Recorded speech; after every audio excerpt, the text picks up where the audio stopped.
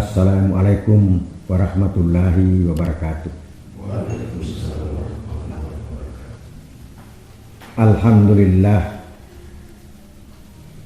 alhamdulillahilladzi ja'ala lakumun nujuma litahladu biha fi julumatil barri wal bahri.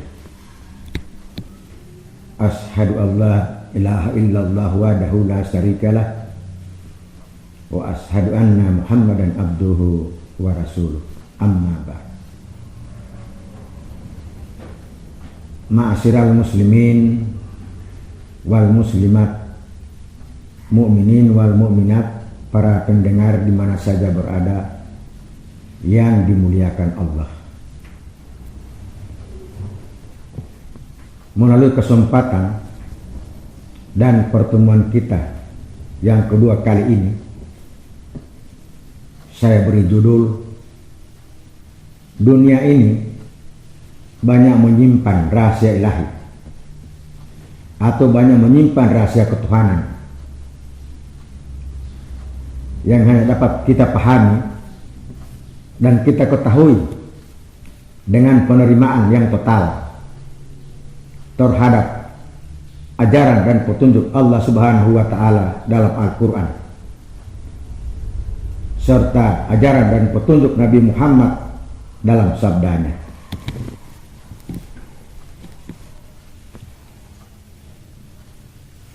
Pada hakikatnya Allah menciptakan manusia di alam rahim kandungan sang ibu selama 9 bulan 10 hari, dan kemudian menghidupkannya di dunia ini agar manusia itu mengenal dan mengetahui dari mana ia datang, untuk apa ia dihidupkan di dunia ini, dan kemana perginya setelah ia mati. Untuk membahas 3 macam perkara itu secara terperinci atau mendetail, tentu saja butuh wadah dan tempat yang khusus, dan juga memakan waktu yang sungguh sangat panjang dan jauh. Karena berbicara dari mana datangnya manusia ini tidak gampang. Dari mana datangnya manusia dan untuk apa ia dihidupkan di dunia ini, dan kemana perginya setelah ia mati, ini menyangkut keseluruhan atau kesempurnaan. Jadi butuh wadah dan tempat yang khusus, dan juga makan waktu yang cukup panjang dan jauh. Dan ini menyangkut keseluruhan, dari mana datangnya, untuk apa ia dihidupkan di dunia ini, dan kemana perginya setelah ia mati. Allah Subhanahu wa Ta'ala menciptakan dunia ini adalah merupakan alam satu-satunya tempat di mana manusia bercocok tanam atau menanam amalan-amalan yang saleh, baik dan terpuji, jauh sebelum manusia itu menjumpai mati atau mati sebelum datang kepadanya untuk merenggut nyawa. Dunia ini diciptakan Allah tempatnya manusia untuk bercocok tanam atau menanam amalan-amalan yang saleh, baik dan terpuji, jauh sebelum mati itu datang menjumpai kita. Allah ciptakan dunia ini adalah merupakan alam satu-satunya tempat di mana manusia mempersiapkan bekal yang sebanyak-banyaknya jauh sebelum manusia itu menjalani kehidupan yang kekal dan abadi kelak di akhirat nanti. Maka di dunia inilah manusia harus mempersiapkan bekal dari dunia untuk akhiratnya, agar kelak di akhirat nanti ia memperoleh kehidupan yang kekal dan abadi untuk selama-lamanya, dan mempersiapkan bekal dari hidup untuk matinya, agar kelak di alam kubur nanti ia mendapatkan kenikmatan kehidupan yang aman, nyaman, dan sentosa.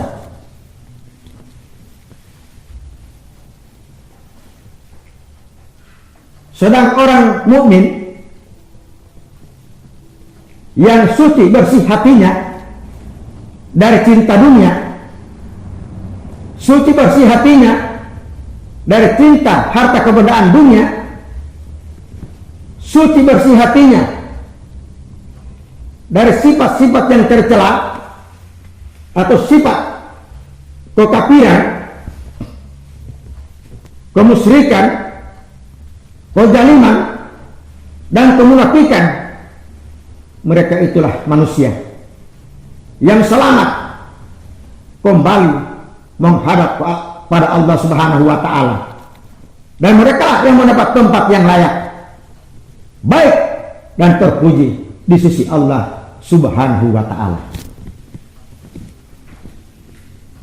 Dalam Al-Quran surat Asy-Syu'ara ayat 88 sampai 89, Allah telah berfirman, yauma la yanfa'u malun wala banun illa man atallaha biqalbin salim. Akan datang suatu hari, yaitu hari di mana manusia berada di gerbang pintu huru-hara sakratil maut. Maka pada hari itu tiada berguna dan bermanfaat harta benda mereka, kekayaan mereka, dan anak-anak mereka laki-laki untuk disembelih. Harta benda, kekayaan tidak ada guna dan manfaatnya apabila manusia sudah berada di gerbang pintu huru-hara sakratil maut, di saat mereka kembali menghadap kepada Allah. Harta benda tiada berguna, anak-anak pun tidak ada guna untuk disembelih, sebab harta benda hanya untuk berguna manakala manusia sudah berada di alam akhirat nanti. Artinya harta benda yang sudah diinfakkan fisabilillah, harta benda yang sudah dibelanjakan di jalan Allah, harta benda yang sudah disedekahkan di jalan benar, itulah harta yang berguna dan bermanfaat bagi manusia kelak di akhirat itu nanti. Dan sebaliknya, harta benda yang tidak digunakan, tidak dimanfaatkan, tidak diinfakkan, tidak dibelanjakan, dan tidak disedekahkan, itulah harta yang sama sekali tidak ada guna dan manfaatnya manakala ia sudah berada di ambang pintu gerbang huru-hara sakratil maut. Illa man atallaha biqalbin salim, kecuali barang siapa yang kembali menghadap kepada Allah Subhanahu wa Ta'ala dengan hati yang suci bersih dari cinta dunia, hati yang suci bersih dari cinta harta kebendaan, mereka itulah yang selamat menghadap kepada Allah Subhanahu wa Ta'ala, dan mereka lah yang mendapat tempat yang layak, tempat yang baik dan terpuji di sisi Allah Subhanahu wa Ta'ala, sampai menunggu kapan datangnya hari kiamat. Yaitu hari kiamat kalau masih 1000 tahun lagi, berarti mereka 1000 tahun berada dalam kenikmatan kubur, kesenangan kubur, sampai mereka digiring menuju kepada mahsyar. Itulah hakikatnya.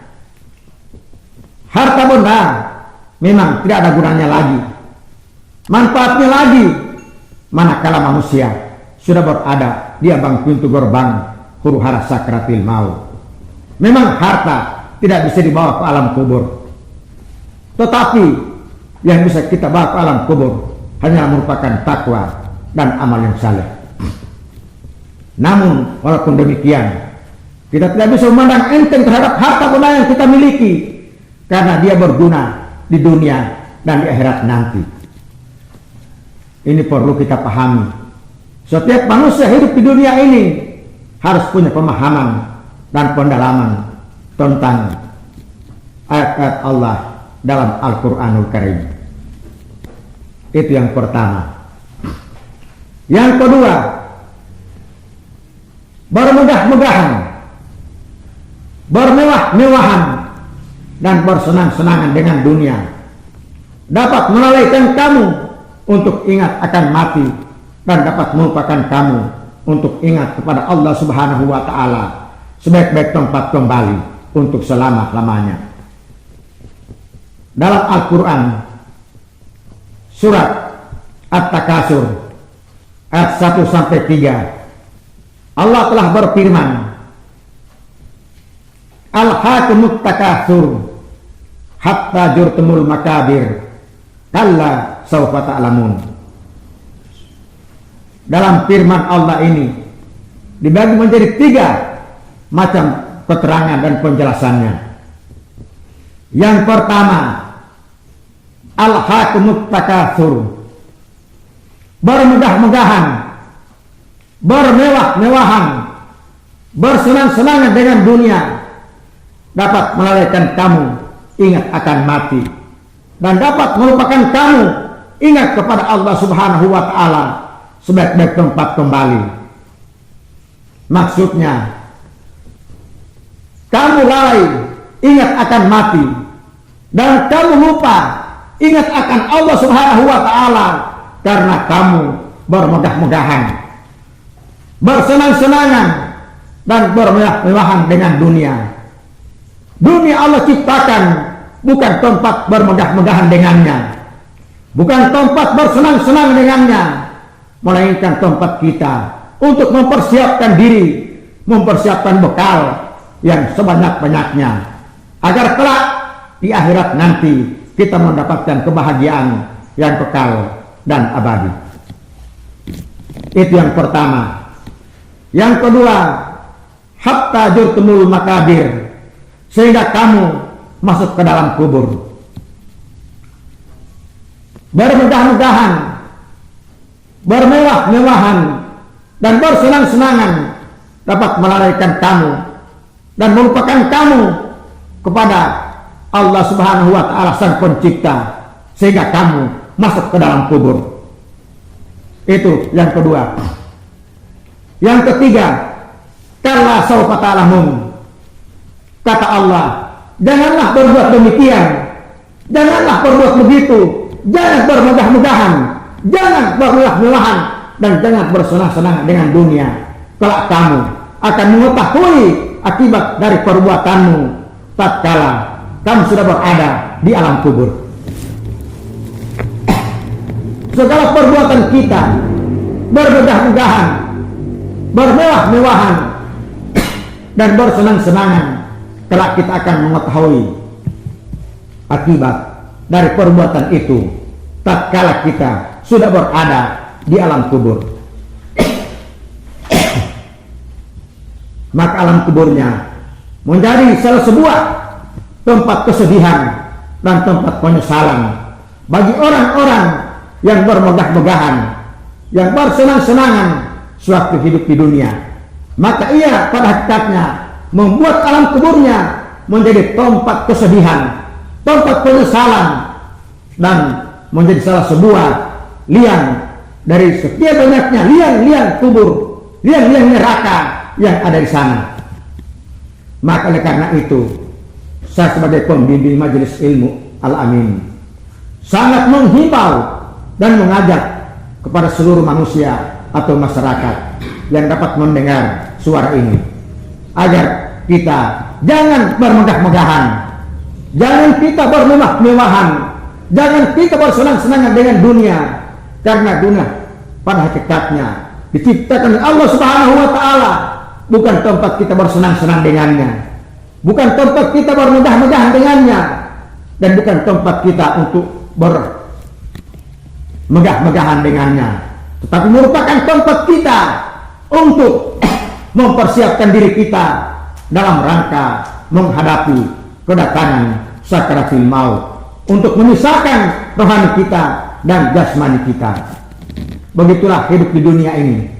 Jangan kita terpedaya, jangan tertipu, dan jangan bermegah-megahan, agar kelak di alam kubur nanti kita bukan menjadi orang yang menyesal dan menyesal.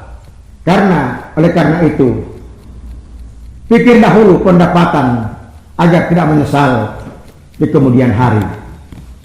Itulah pesan saya kepada manusia yang masih hidup di dunia ini. Jangan bermegah-megahan, jangan bermewah-mewahan, jangan bersenang-senangan dengan dunia. Kalau perbuatan itu kita akan mengetahui manakala kita sudah berada di alam kubur. Ini yang kedua. Yang ketiga, seorang pun manusia tidak ada yang mengetahui apa-apa yang disembunyikan oleh Allah Subhanahu wa Ta'ala yang ada di dalam surga. Tidak ada seorang pun manusia atau seorang pun manusia yang mengetahui apa-apa yang disembunyikan dan disediakan oleh Allah Subhanahu wa Ta'ala di dalam surga, berupa keindahan, kenikmatan, dan kesenangan yang ada di sana. Hal ini benar-benar sudah Allah telah berfirman dalam Al-Quran surat As-Sajdah ayat 17. Allah telah berfirman, "Fala ta'lamu nafsum ma utiya lahum min qurrati a'yun jazaa'an bima kanu ya'malun." Seorang pun tidak ada yang mengetahui apa-apa yang Allah sembunyikan atau Allah sediakan, bermacam-macam keindahan yang ada di dalam surga, bermacam-macam kenikmatan yang ada dalam surga, dan bermacam-macam kesenangan yang ada dalam surga, yang dapat menyedapkan pandangan mata, yang dapat mengenakan pendengaran telinga, dan dapat menyenangkan hati kita, yang Allah sediakan kepada manusia. Oleh karena itu, manusia harus kita banyak memikirkan apa-apa yang Allah sembunyikan dan Allah sediakan di dalam surga itu, yang merupakan pahala balasan bagi orang-orang yang beramal saleh dan membuat kebaikan dan kebajikan suatu hidup di dunia ini. Dalam ayat ini sungguh sangat mengingatkan kepada manusia yang hidup di atas dunia ini.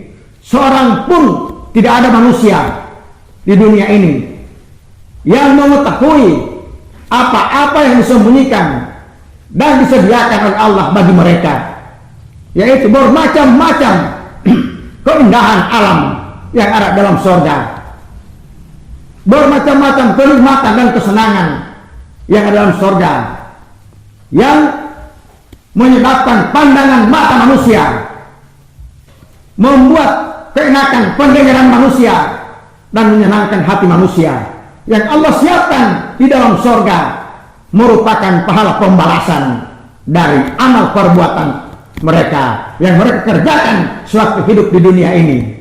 Oleh karena itu, janganlah kita masih ragu-ragu, merasa bimbang dan sangsi terhadap apa yang telah kita kerjakan, amal apa yang kita lakukan di dunia ini, pekerjaan apa kita di dunia ini.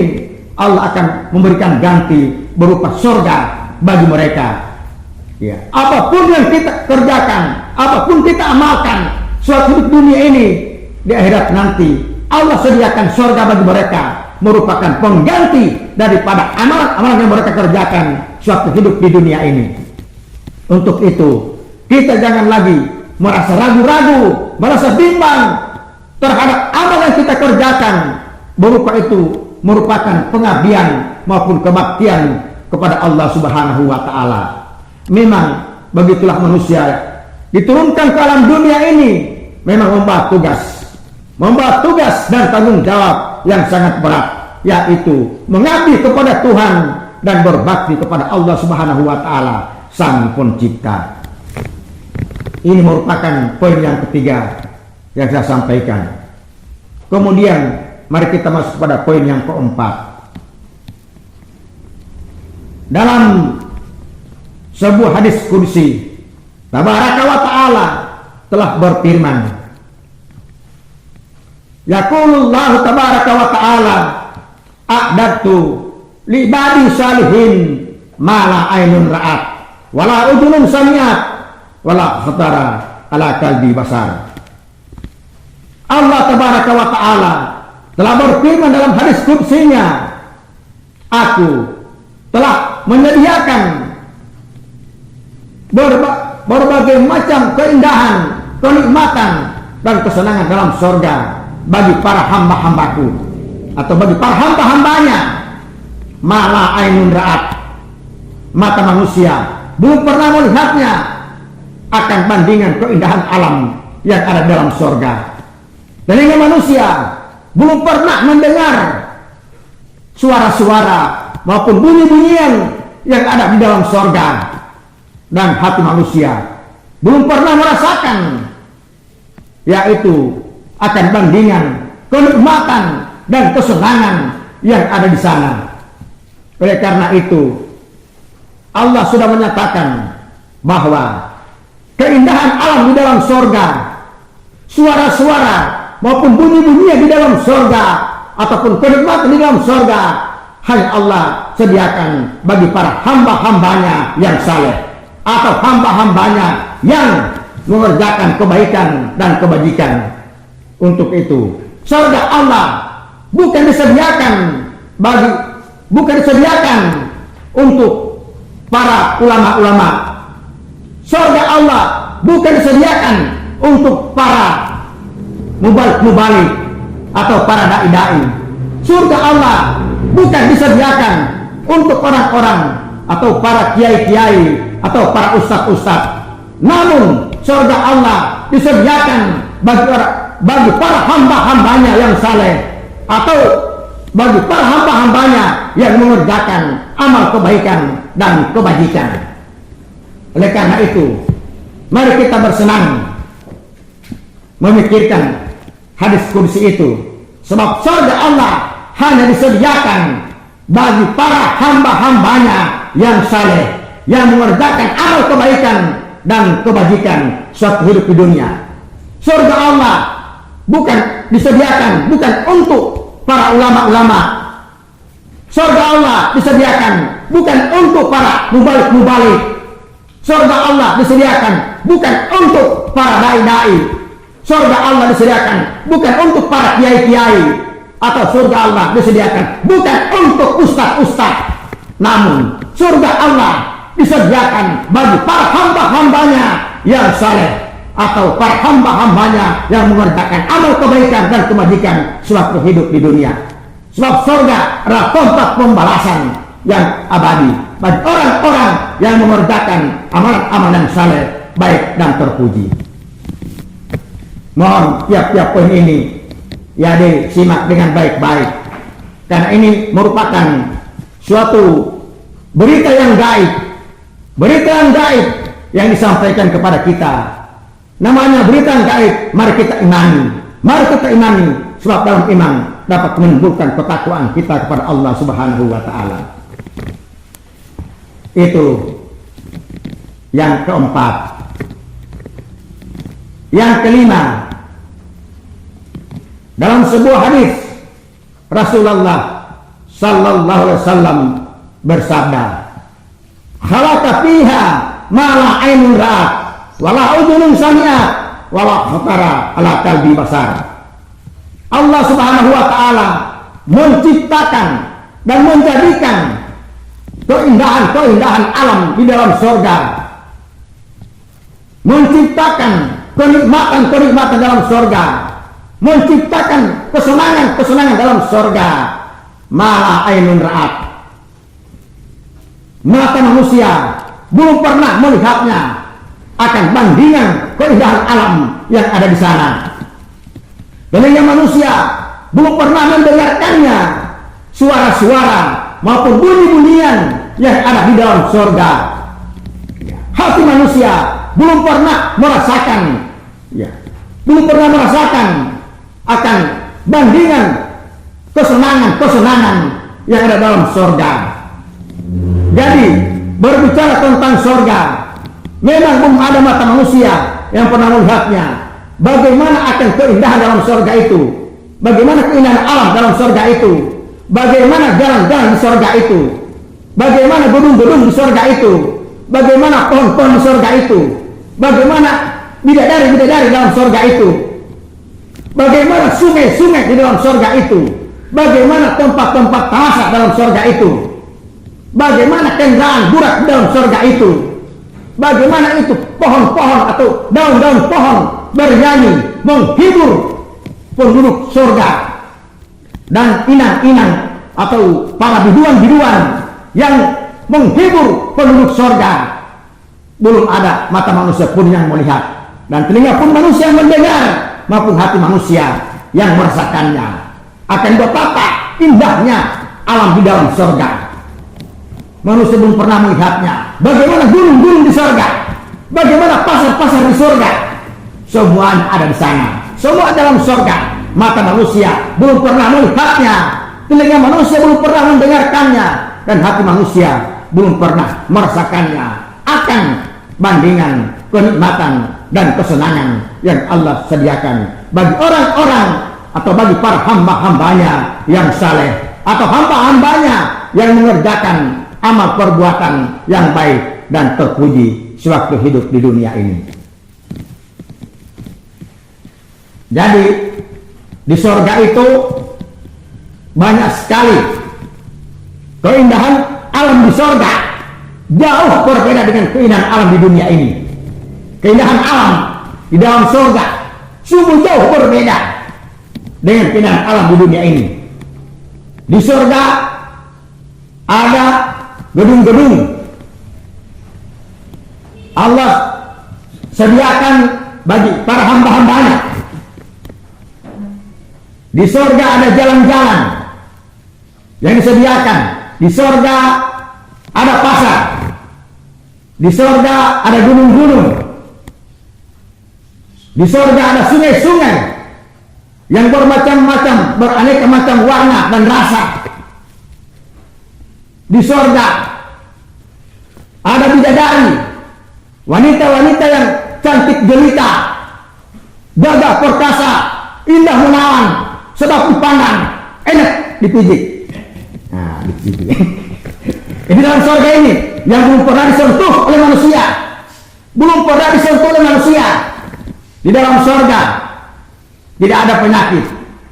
Di dalam surga tidak buang air kecil maupun besar. Di dalam surga tidak ada orang beringus, tidak ada. Ini surga. Betapa indahnya alam di sana. Betapa indahnya alam, pemandangan alam di sana. Coba Anda bayangkan. Daun-daun pohon bernyanyi. Daun-daun pohon bernyanyi menghibur penduduk surga. Burung-burung di surga bukan main hebatnya menghibur manusia di dalam surga. Burung-burung pun bernyanyi, bernyanyi dalam surga. Daun-daun pohon bernyanyi. Para inang-inang, biduan-biduan ada di sana menghibur penduduk surga. Betapa hati manusia tidak tertarik untuk ke sana. Ini merupakan berita gaib yang disampaikan Allah Subhanahu wa taala agar manusia hidup di dunia ini banyak memikirkan tentang surga. Karena hidup ini, perjalanan ini berujung pada surga ataukah neraka. Sebab surga dan neraka merupakan terminal akhir dalam perjalanan manusia itu nanti. Jadi saya memberikan berita-berita gaib tentang surga. Karena semua apa yang kita bicarakan, apa yang kita bahas berujung atau berakhir pada surga ataukah neraka. Berujung pada surga ataukah neraka. Surga Allah sediakan bagi para hamba-hambanya yang saleh, yang beriman dan beramal saleh. Sedangkan neraka Allah sediakan bagi para orang-orang yang kafir, orang-orang kafir yang tidak percaya kepada hal-hal yang gaib.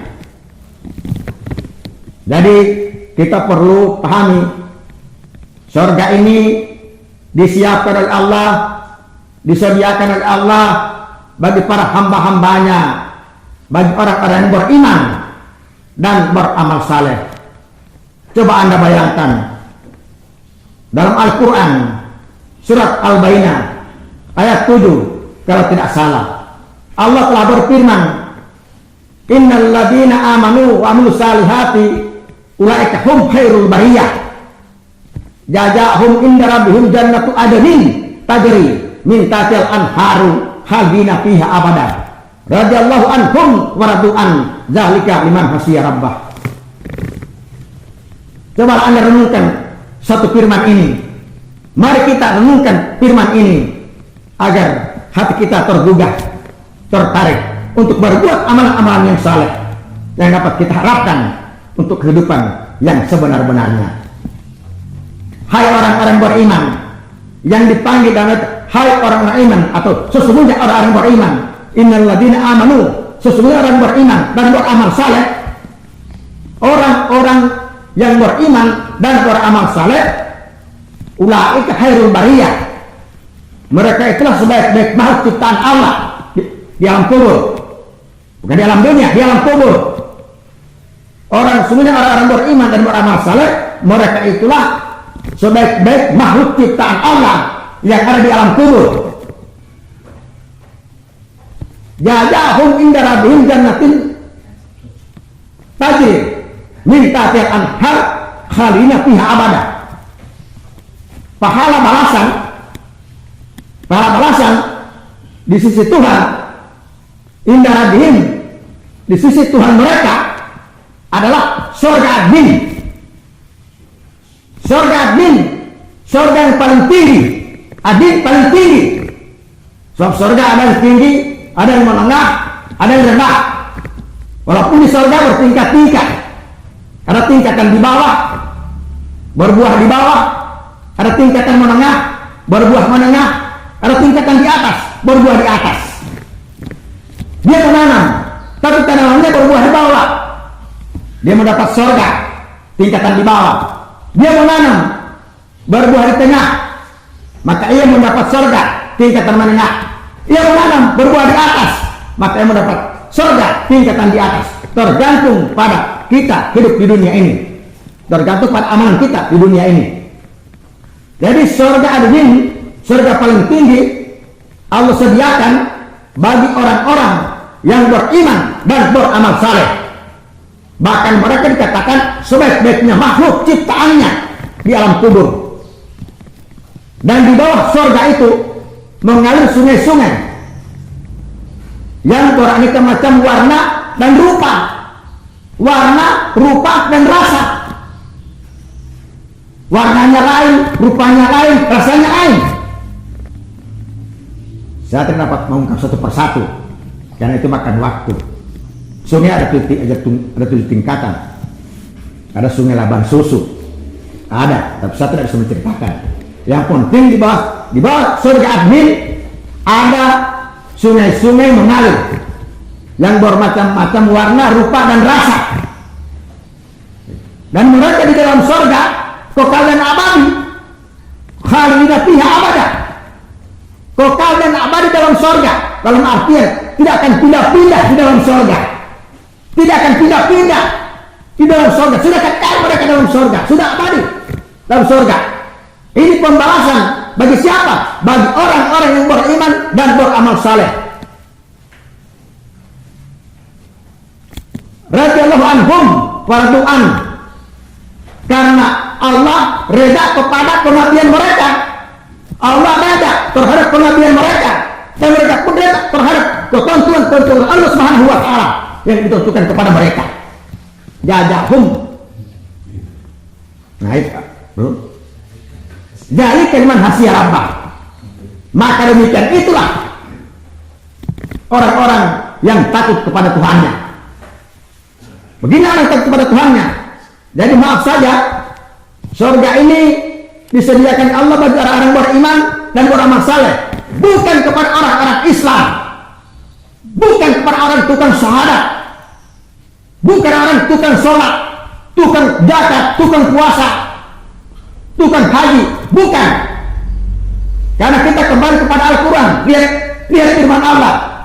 Maaf saja, saya juga sebagai orang Islam, saya orang Islam, tapi saya mengaku bahwa surga bukan disediakan bagi orang Islam, tapi disediakan bagi para hamba-hambanya yang saleh, bagi orang-orang yang beriman dan beramal saleh.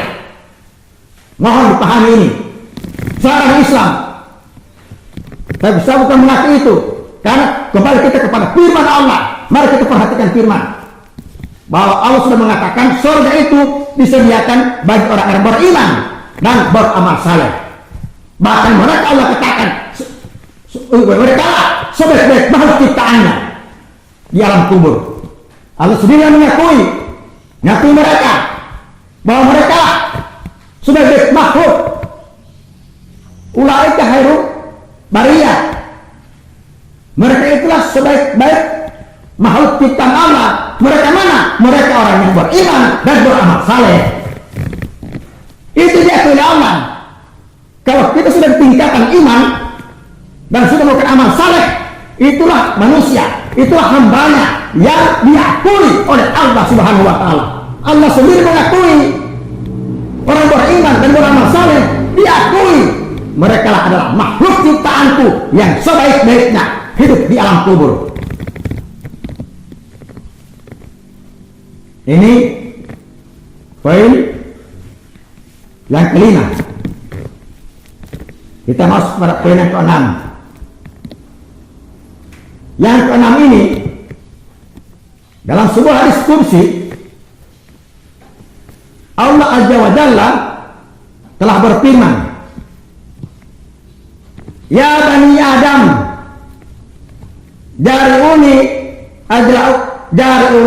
ajra'u lakum wa ra'uni akhlif lakum wa amiluni arhamkum fa inna indi ma la aynin ra'at wa la udhunun sami'at wa dara ala qalbi basar wa inna ma indi la yanfadu ama indakum yanfadu wa inna hajaini la tanqusu wa ana wahabul karim." Dalam hadis ini dibagi menjadi 6 bagian keterangan masing-masing. Mari kita bahas satu persatu. Ya ibnu Adam atau ya bani Adam, Allah mengajak dan memanggil anak cucu Adam dalam artian manusia. Allah tidak memanggil jin, tidak memanggil setan, dan tidak memanggil iblis. Yang dipanggil adalah manusia. Bani Adam itu adalah manusia. Jari'uni ajra'u lakum, bertanamlah amal saleh pada aku, bertanamlah amal kebaikan dan kebajikan pada aku, niscaya aku akan menanam pahala kepada kalian. Maksudnya hak kalian menanam amal saleh kepada aku, dan hak kepada kalian adalah menanam pahala untuk kalian. Ini yang pertama.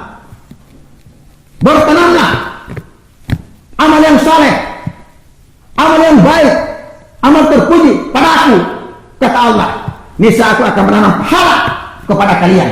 Hak kalian menanam amal yang saleh, dan hak Allah menanam pahala kepada kalian. Jadi kalau kita tidak menanam, kira-kira bagaimana apa Allah tanam kepada kita?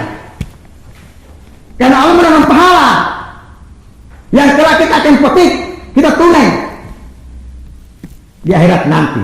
Sedangkan kita di dunia ini hanya menanam amalan saleh. Bertanamlah amalan saleh. Jari'uni ajra'u lakum, bertanamlah amal yang saleh padaku, amal yang baik dan terpuji padaku, dan di akhirat nanti Allah akan menanam pahala untuk kalian. Ini baru satu poin, baru satu. Ini 6, kita perhatikan. Yang kedua, wara'uni akhlif lakum, peliharalah perintah-perintahku yang telah aku perintahkan kepada kalian, dan tinggalkanlah larangan-laranganku yang aku suruh kepada kalian harus meninggalkannya. Niscaya aku akan beri ganti berupa surga kepada kalian. Beri ganti berupa surga kepada kalian. Peliharalah perintahku dan laranganku. Jangan sampai kalian melanggar. Jangan sampai kalian melanggar. Maksudnya semua perintahku kerjakan dan semua laranganku tinggalkan. Niscaya aku akan beri ganti. Orang mengerjakan perintahku, aku beri ganti surga. Aku masukkan ke dalam surga. Dan orang meninggalkan laranganku, aku akan selamatkan dari siksa api neraka. Ini jaminan. Siapa yang ingin masuk surga, maka kerjakan perintah-perintah Allah yang telah diperintahkan kepada kalian. Dan siapa yang ingin selamat dari neraka, maka tinggalkanlah semua larangan Allah yang pernah larang kepada kalian. Itu yang kedua. Yang ketiga, wa aminuni arhamkum. Beramallah atau berkaryalah demi ridhaku. Berkaryalah, bekerjalah demi ridhaku. Kita beramal demi keridhaan Allah. Insya Allah amal kita diridai oleh Allah. Niscaya aku akan merahmati kalian. Niscaya aku akan merahmati kalian. Dan setiap orang, bukan amal perbuatannya yang dapat memasukkan dia ke dalam surga, dan bukan pula amal perbuatannya yang membebaskan dia dari api neraka, akan tetapi memasukkan kalian ke dalam surga itu dan menyelamatkan kalian dari neraka adalah rahmatku semata-mata. Bukan amal kalian, bukan, tetapi rahmatku yang memasukkan kalian ke dalam surga dan menyelamatkan kalian dari siksa api neraka. Bukan amal kalian semata-mata, bukan. Maka manusia jangan mengandalkan amalnya, dan jangan juga mengecilkan amalnya. Jangan kita andalkan dan jangan kita kecilkan. Namun rahmat Allah yang dapat memasukkan kita ke dalam surga. Artinya amal yang dirahmati oleh Allah. Kalau tidak ada amal, apa yang dirahmatinya? Jadi jangan sekali-kali kita mengandalkan amal. Saya beramal karena surga. Bukan. Itu namanya kekeliruan besar. Kekeliruan besar, orang mengandalkan amalnya. Bahwa dengan amalnya dia masuk surga. Bukan. Kita masuk surga dan dapat selamat dari siksa api neraka karena rahmat Allah Subhanahu wa ta'ala apabila meliputi kita. Kalau kita diliputi oleh rahmat, maka pastilah surga tempatnya dan dia selamat dari neraka. Itu kuncinya. Itu yang ketiga. Yang keempat, wa inna ma indi ma la ainun ra'at wala udhunun sami'at wala khatara ala qalbi basar. Maka sesungguhnya apa yang ada di sisiku berupa surga, mata belum pernah melihatnya, telinga belum pernah mendengarnya, dan hati belum pernah merasakannya. Apa yang ada di sisiku, kata Allah, apa yang ada di sisiku berupa surga, mala ainun ra'at, mata manusia belum pernah melihatnya, wala udhunun sami'at, telinga manusia belum pernah mendengarkannya, walau khataran ala qalbi basar, dan hati manusia belum pernah merasakannya. Apa-apa yang ada di sisi Allah berupa surga. Itu yang keempat. Yang kelima, wa inna ma indi la yanfadu wa ma indakum yanfadu. Dan sesungguhnya apa yang ada di sisiku tidak akan panah, tidak akan rusak, tidak akan hancur, tidak akan binasa. Dan apa di sisi kamu pasti panah, pasti rusak, pasti hancur, dan pasti binasa. Itu yang kelima. Yang keenam, wa inna ini la tanqusu wa anal rabbu karim. Dan sesungguhnya milikku tidak akan habis. Milikku tidak akan habis walaupun aku berikan kepada manusia seluruh dunia ini. Milikku aku berikan kepada manusia seluruh dunia, tidak akan habis. Dan simpananku tidak akan berkurang, malah bertambah, bertambah dan bertambah. Dan aku maha pengasih lagi maha mulia. Ini perlu diperhatikan. Milik Allah tidak akan berkurang walaupun diberikan kepada seluruh manusia. Sedunia ini tidak akan habis milik Allah, dan simpanannya tidak akan berkurang, malah bertambah. Dan Allah maha pemberi, dan dia maha mulia. Ini dimuat dalam hadis ini.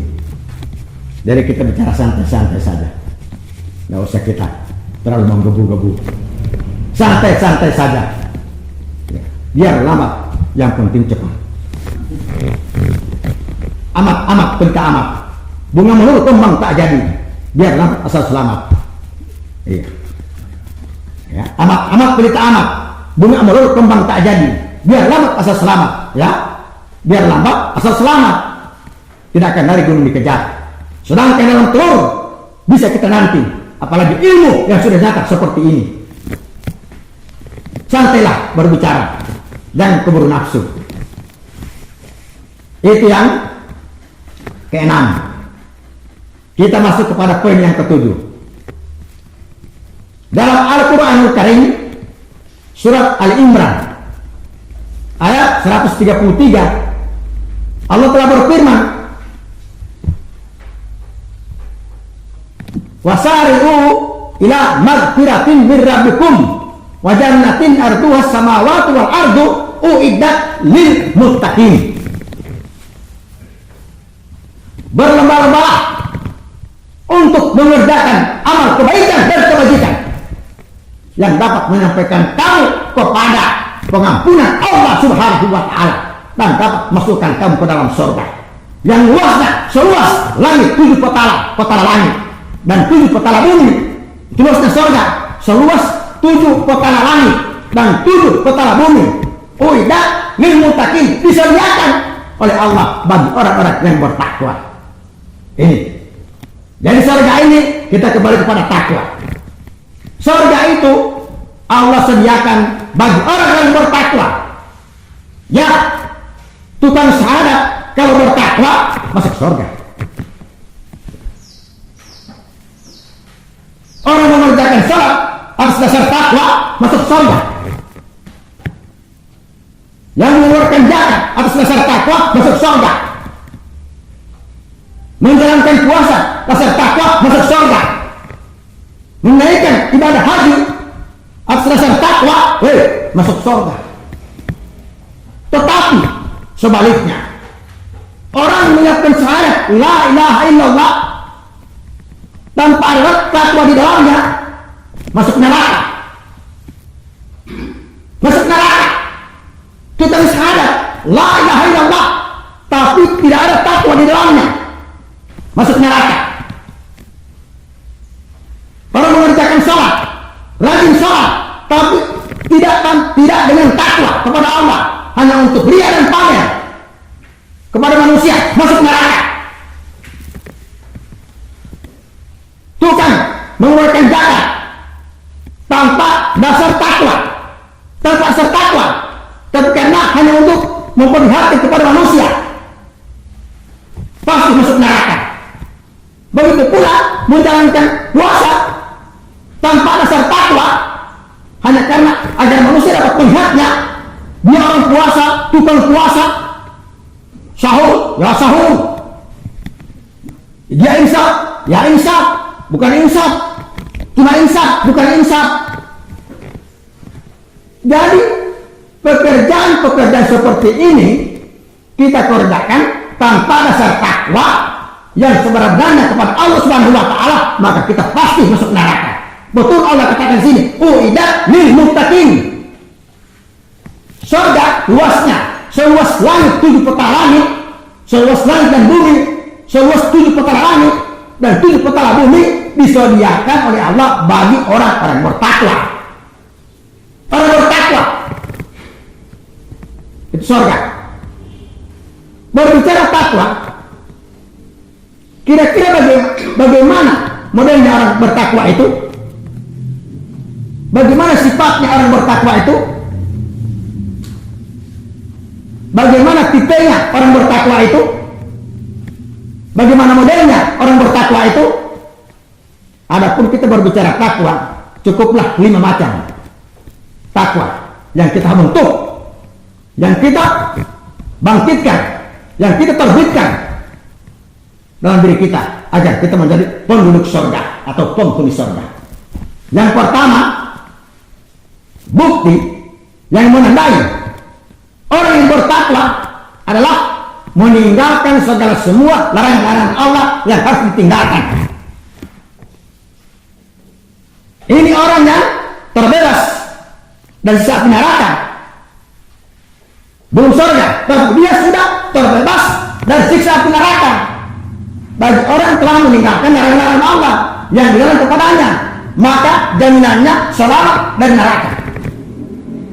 Yang pertama, bagaimana bisa masuk surga? Selamat neraka pun belum. Ini masuk surga, tapi dari neraka belum selamat. Kita harus selamat dulu dari neraka. Apabila ini masuk surga, carilah keselamatan dari neraka. Bagaimana caranya?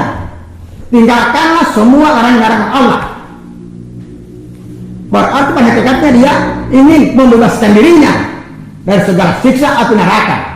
Ya, yang kedua, kerjakanlah semua perintah-perintah Allah yang telah diperintahkan kepadamu. Berarti kamu hendak mempersiapkan diri untuk masuk surga. Ini itu yang kedua, baru kedua masuk surga. Belum ketiga, belum keempat, belum kelima. Sudah 2 kok sudah masuk surga.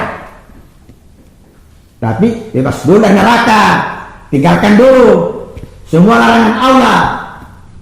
Berarti orang yang mempersiapkan diri dari segala siksa api neraka. Baru kemudian dia mengerjakan semua perintah Allah yang harus dikerjakan. Berarti dia mempersiapkan dirinya untuk masuk surga. Ini yang kedua. Yang ketiga, bukti yang menandai orang itu masuk surga atau orang yang takwa kepada Allah. Ini yang ketiga, yaitu membelanjakan harta di jalan Allah atau menginfakkan harta fisabilillah atau mensedekahkan harta di jalan benar, baik di waktu lapang maupun di waktu sempit. Lapang dan sempit sama saja. Biasanya orang berinfak nanti di waktu lapang. Di sini tidak. Dia berinfak di waktu lapang dan di waktu sempit tidak. Ini rupanya orang ini setengah takwa. Setengah takwa. Bukan takwa sempurna, setengah takwa. Di waktu lapang dia rajin mengeluarkan infak. Di waktu sempit ya dia dikeluarkan infak. Dia dikeluarkan infak, bukan keluarkan infak mengeluarkan dia di waktu sempit. Jadi orang takwa tidak pakai lapang dan sempit sama saja, tetapi lancar sedekahnya, lancar belanjanya, dan lancar infaknya. Begitulah orang yang takwa. Yang ketiga. Yang keempat, tanda bukti maupun yang menandai orang takwa yang keempat adalah mampu menahan amarah. Mampu menahan amarah berarti dia ingin marah. Sudah ingin marah, sudah marah, dia mampu mengendalikan, mampu menahan amarahnya. Kan hal itu tidak gampang. Orang kalau tidak bersama Allah tidak bisa melakukan hal itu. Tidak bisa melakukan itu. Dia waktu makan ingin marah karena ada sesuatu yang membuat dia marah, tapi dia mampu menahannya, mampu mengendalikan. Orang seperti ini disebut orang yang bertakwa. Sehingga takwa tempatnya surga. Orang takwa jelas tempatnya surga. Allah sendiri yang sudah berjanji. Itu janji Allah kepada orang yang bertakwa, surga tempatnya. Janji Allah kepada orang yang bertakwa, surga tempatnya. Cuma menahan amarah, mampu menahan amarah, mampu menahan hawa nafsu. Ketika ingin marah, dia mampu mengendalikan. Padahal dia memang sudah mau marah, tapi dia cepat segera dia mengendalikan. Nah, orang seperti ini tidak gampang. Berarti Allah hadir bersamanya. Kalau setan yang hadir di dalam hatinya, jelas dia. Karena marah itu namanya marah membabi buta. Ini dapat merusak amal perbuatan kita. Jadi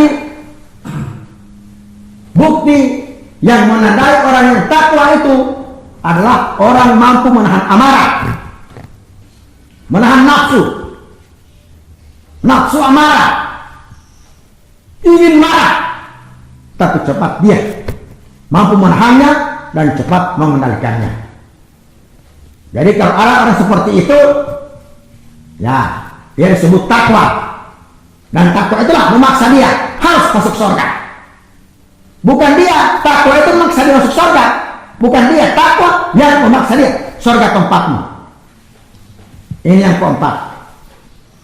Yang kelima, bukti yang menandai orang yang takwa adalah memaafkan kesalahan orang lain apabila orang lain bersalah kepadanya. Memaafkan kesalahan orang lain apabila orang lain bersalah kepadanya. Dia tidak pikir orang berbuat salah, tapi dia berpikir bagaimana caranya memaafkan orang yang salah. Dia tidak membiarkan orang salah. Dia bersiap-siap untuk memaafkan. Walaupun orang itu telah melanggar harkat dan martabatnya. Harga dirinya sudah dilanggar. Harkat dan martabatnya sudah dilanggar. Tapi dia bukan berpikir untuk dendam dan benci. Namun dia berpikir bagaimana cara memaafkan orang ini. Karena orang ini telah bersalah kepadanya. Maka dia siap-siap untuk memaafkan kesalahan orang lain. Ini merupakan takwa yang hadir dalam hati. Takwa dalam hati. Kalau bukan takwa tidak bisa seperti itu. Ini takwa. Sehingga takwa itulah yang memaksa dia harus masuk surga. Jadi ada 5 macam merupakan bukti yang menandai orang-orang takwa. Memang betul dalam Al-Quran katakan, uiddat lil muttaqin. Betul. Allah siapkan surga-surga itu yang bermacam-macam keindahan alamnya, keindahan, kenikmatan dan kesenangan di dalamnya. Bahkan berjuta-juta keindahan, berjuta-juta kenikmatan dan berjuta-juta kesenangan yang Allah sediakan bagi orang-orang yang bertakwa. Uiddat lil muttaqin. Ini poin yang ke-7. Masuklah kita ke poin terakhir. Poin yang ke-8. Dalam sebuah hadis Rasulullah sallallahu alaihi wasallam beliau telah bersabda, arba'u salim minas sakawa. Arba'u salim minas sakawa. Bukti yang menandai orang itu celaka ada 4 macam. Ada 4 macam bukti yang menandai bahwa orang itu celaka. Dan namanya celaka pasti neraka tempatnya. Neraka itu menunggu orang celaka. Itu neraka. Dia bisa masuk neraka karena celaka. Dan orang celaka itulah yang ditunggu oleh neraka. Orang bahagia tidak. Orang bahagia ditunggu oleh surga. Surga itu menunggu orang bahagia. Kalau neraka menunggu orang celaka. Maka hindarilah 4 kecelakaan ini. Hindarilah 4 kecelakaan ini. Yang pertama, jumudul ain, mata kering tidak pernah menangis. Mata kering tidak pernah menangis. Walaupun nasihat apapun disampaikan kepadanya, firman apapun disampaikan kepadanya, hadis apapun disampaikan kepadanya, tidak akan membuat ia menangis, tetap matanya kering. Ini bukti yang menandai bahwa orang ini celaka. Orang ini celaka, dan neraka rindu kepada orang celaka. Neraka itu rindu kepada orang celaka. Matanya kering, tidak pernah basah, tidak pernah menangis. Jangankan menangis, basah pun tidak. Jangankan menangis, basah pun tidak. Nasihat apapun diberikan kepadanya, tidak mampan. Firman Allah dalam Al-Quran disampaikan, tidak mampan. Hadis-hadis Nabi disampaikan kepadanya, tidak mampan. Tidak membuat ia menangis. Dengan dia menangis, basah pun tidak. Ini menunjukkan bukti yang menunjukkan orang itu adalah celaka. Celaka. Bahkan keluarganya, orang tuanya, saudaranya meninggal dunia, matanya pun tetap kering, tidak pernah menangis. Tidak pernah menangis. Jadi kita sudah tahu bahwa orang yang tidak pernah menangis, matanya selalu kering, tidak pernah menangis, ini merupakan bukti yang menandai bahwa orang itu celaka. Dan namanya celaka, neraka sangat rindu kepada orang celaka. Rindu benar neraka kepada orang celaka. Itu yang pertama. Yang kedua, wakaswatul qalbi, hati keras, enggan, tidak mau menerima kebaikan dan kebenaran. Hati keras, enggan, tidak mau menerima kebaikan dan kebenaran. Walaupun kebaikan itu disampaikan, kebenaran disampaikan, tetap hatinya mengeras bagaikan batu. Mengeras bagaikan batu. Loh, kebaikan kok tidak membuat hatinya lunak. Kebenaran tidak pernah membuat hatinya lunak, tetap mengeras bagaikan batu. Ini sudah keterlaluan, sudah tayayu ini. Hatinya keras, enggan, tidak mau menerima kebaikan dan tidak mau menerima kebenaran yang dibawa oleh Rasulullah Muhammad sallallahu alaihi wasallam. Ini bukti yang menandai bahwa orang itu mempunyai hati yang keras, karena kebaikan kebenaran semua ditolak, tidak diterima. Padahal orang sudah berusaha dengan hadis, dengan firman, bahkan hadis kursi disampaikan kepadanya, tetapi enggan, tidak mau. Tetapi yang melawan kebaikan dan kebenaran, hatinya keras, tidak mau menerima kebaikan dan kebenaran. Ini termasuk orang yang celaka. Ini celaka, jelas celaka, dan neraka sangat rindu kepada orang celaka. Dirindukan oleh neraka orang seperti itu. Hadis firman, hadis khusus disampaikan, tetapi pada pendiriannya, pada patokannya,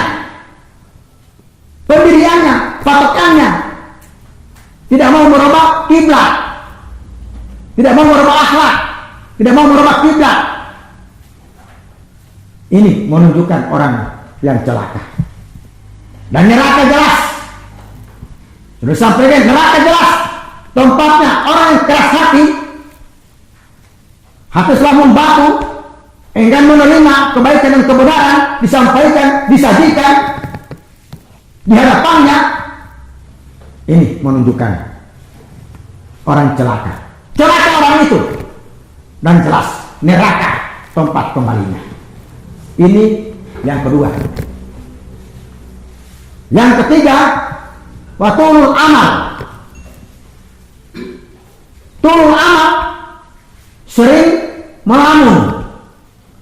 sering menghayal, sering berpikir tentang hal-hal yang bersifat duniawi.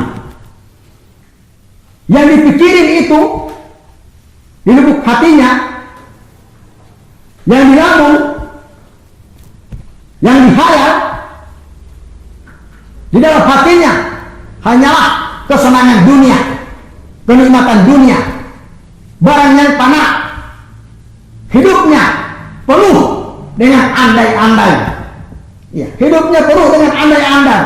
Jika umpama misal, begitulah orang yang sering menghayal, sering melamun, sering berpikir tentang masalah keduniaan. Hidupnya itu penuh dengan andai-andai. Hidupnya penuh dengan jikalau. Hidupnya penuh dengan umpama. Hidupnya penuh dengan misal. Jadi angan-angan ini sangat berbahaya. Bahayanya dapat melalaikan ingat akan mati. Bahayanya lupa akan ingat kepada Allah Subhanahu wa Ta'ala sebagai tempat ia kembali. Ini angan-angan, lamunan, membuat diri penghalang buat dia untuk ingat akan mati dan lupa akan Allah Subhanahu wa Ta'ala, pencipta segala-galanya. Itu yang ketiga. Yang keempat, hubut dunia. Hubut dunia. Jadi kembali ke yang tadi nomor 3, orang yang banyak menghayal, sering melamun, sering berpikir tentang duniawi, maka bukti yang menandai baginya bahwa ia orang yang celaka. Orang celaka. Dan orang celaka jelas tempatnya adalah neraka. Tempatnya adalah neraka. Itu tempat orang banyak menghayal, banyak melamun, banyak berpikir tentang duniawi. Hidupnya penuh dengan andai-andai, penuh dengan jikalau, penuh dengan umpama, penuh dengan misal. Orang seperti itu, hayalannya itu, lamunannya itu, pikirannya itu hanya dapat mendidik baginya untuk ingat akan mati, mendidik baginya untuk lupa kepada Allah Subhanahu wa Ta'ala. Padahal semua kita datangnya dari Allah dan akan kembali kepadanya juga. Ini lamunan sangat berbahaya. Lamunan, khayalan, pikiran seperti ini sangat berbahaya, membahayakan dirinya, lupa ingat akan mati. Jadi lamunannya itu putus, berhenti lamunan, khayalan, manakala malakul maut sudah hadir mencabut ruh dari jasadnya. Disitulah ujung khayalannya, ujung lamunannya, ujung pikirannya berujung di tangan malakul maut. Itu yang ketiga. Yang keempat, hubut dunia. Cinta dunia jelas membuat orang celaka. Cinta dunia atau cinta harta kebendaan dunia jelas membuat manusia celaka. Orang celaka karena banyak, karena hidupnya hanya tujuannya hanya cinta dunia. Cinta dunia. Dari orang cinta dunia, hubut dunia atau hubul maut membuat orang celaka. Celaka. Dan orang celaka jelas tempatnya adalah neraka. Jadi cinta dunia ini sudah digariskan oleh baginda Rasul dalam sabdanya. Sudah digariskan. Hubut dunia ra'su kulli khati'ah.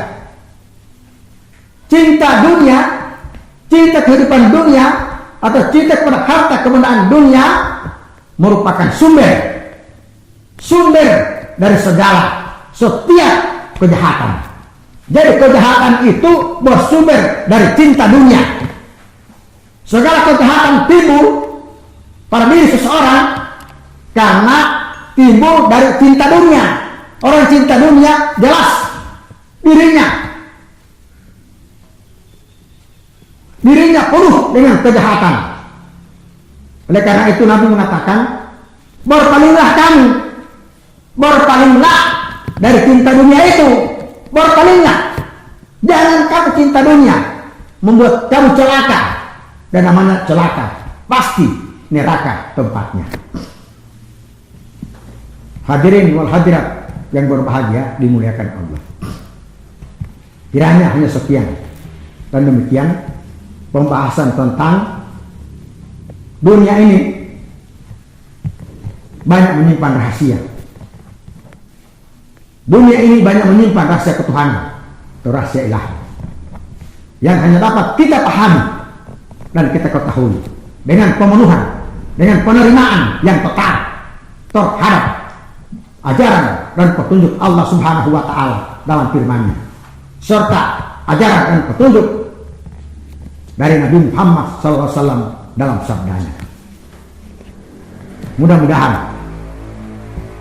apa yang telah saya sampaikan ini dapat meningkatkan iman dan takwa kita kepada Allah Subhanahu wa Ta'ala. Semoga apa yang dapat saya sampaikan ini juga dapat menggugah hati kita untuk menuntut ilmu walaupun menyeberang ke negeri Cina. Terima kasih banyak atas segala perhatian Bapak dan Ibu sekalian, dan mohon maaf atas segala kekurangan dalam penyampaian ini. Wabillahi fisabilil haq, astaghfirul khairah. Wassalamualaikum warahmatullahi wabarakatuh.